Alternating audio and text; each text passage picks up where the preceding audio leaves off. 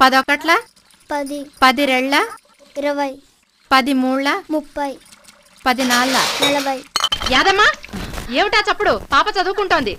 చేయి జారిపోయిందమ్మా. సర్లే నువ్వు చెప్పమ్మా.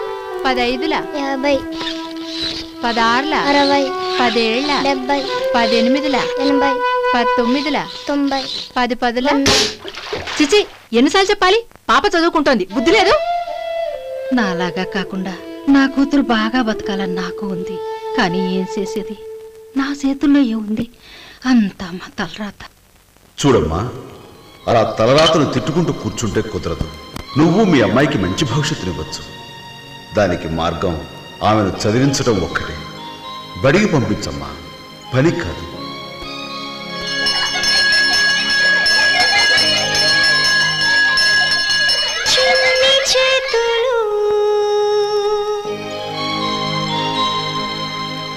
శ్రమ విడిచిపెట్టాలి, పుస్తకం పట్టాలి. ఇది ILO ప్రాజెక్ట్.